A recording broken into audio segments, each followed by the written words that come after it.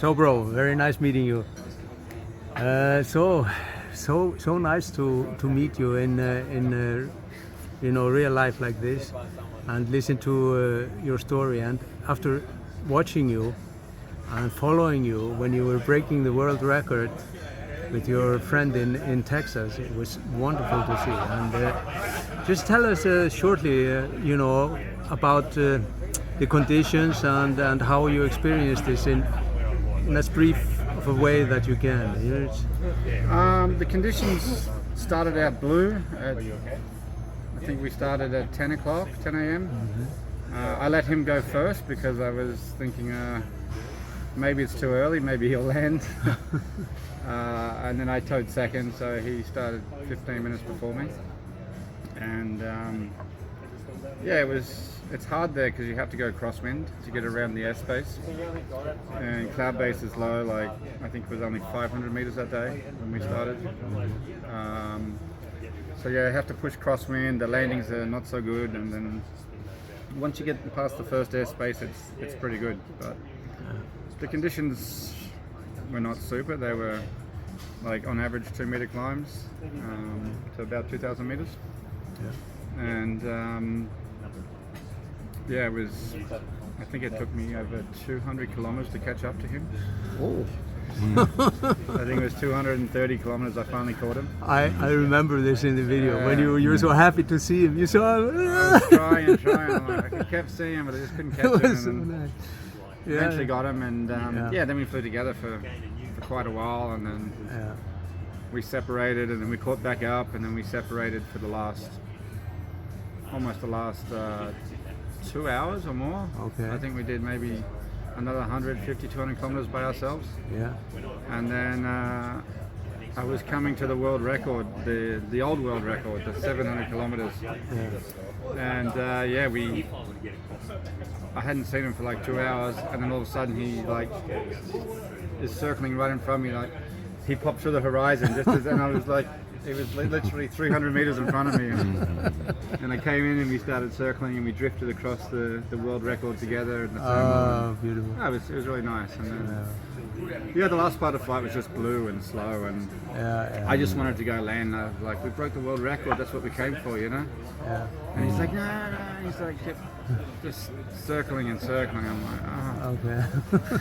The job's done, let's go land. So I was tired. We might have had a few margaritas the night before, I think. So I was happy to get on the ground. And I don't know. He started circling behind me, and I turned around for him and realized that there was nothing there when I got there, and ended up about 80 meters below him, and he now owns the world record still. So the weather was not, for me, I would say it was probably 6 or 7 out of 10. But I think with any sort of records like that, it's hard to have everything perfect. Like you got to have the wind, you got to have the long days, you got to have reasonable conditions, and I think on average there was some things that were really good, but I reckon there's at least 800 to. I think on the right day maybe 900. Could be even better. Yeah, like you were saying, if you would have had higher cloud base at the start, and especially some maybe clouds, not a blue day like you were having. And even being able to start earlier, like some of the other locations I found, if you can start 2 hours earlier.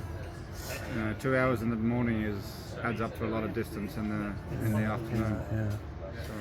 One curious question I have is because we were thinking about doing this, Kalle and Joni and me, Vicios, and also Are, but what we had heard was that there's a lot of private property in Texas, and it can be very difficult with retrieval and such things. How did that play out, and how is it? It's a good incentive to fly far. Because if you land in the first 50 kilometers, it normally takes longer to get home than if you fly 400. Oh, really? Okay. The retrievals are, for paragliding, it's not terrible because at least you can just walk with your equipment. But for us, there's a lot of, it's all oil wells, so every property is locked. It's all lock gates. Okay.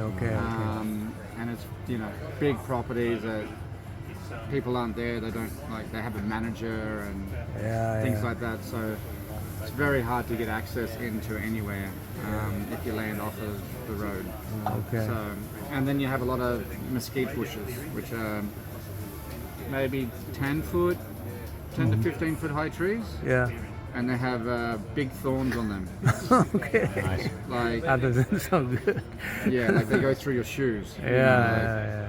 Very. So the landings are terrible. Yeah. At least for the first 300 plus kilometers. Yeah. And then after that, it's nice. Yeah. At least in that location. But where the paragliders fly from, a lot of them they start after this area and fly. Okay. Is that? I think the guy that has the world record now started about 300 kilometers from where we started. Okay. But So you can't start as early, I don't think. no. We start close to the ocean, so you get the early moisture and try to get some clouds early. Yeah. But up there, I think you got to start later. Yeah.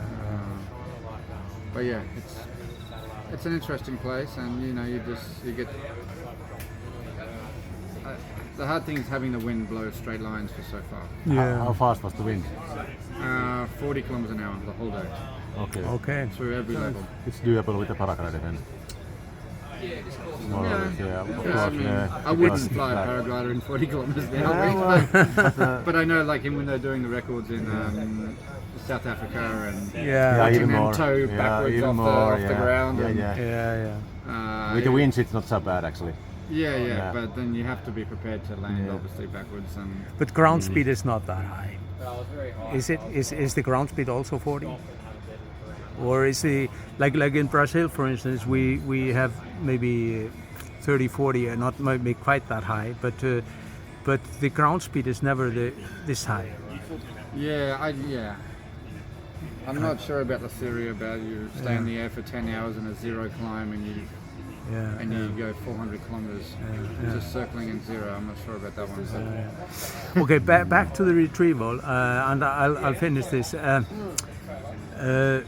Was there a car following you the whole time? Yeah. So they didn't have any problems going through these gates and keep up with you, or how? No, he stayed on the main road.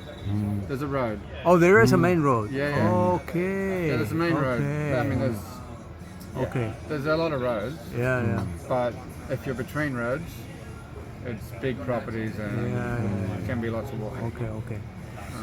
So, Thank you so much. No I'm worries. so proud that I met you here and got to talk to you, because I've been an admirer of you for a long time. Thank you. Yeah. Cheers.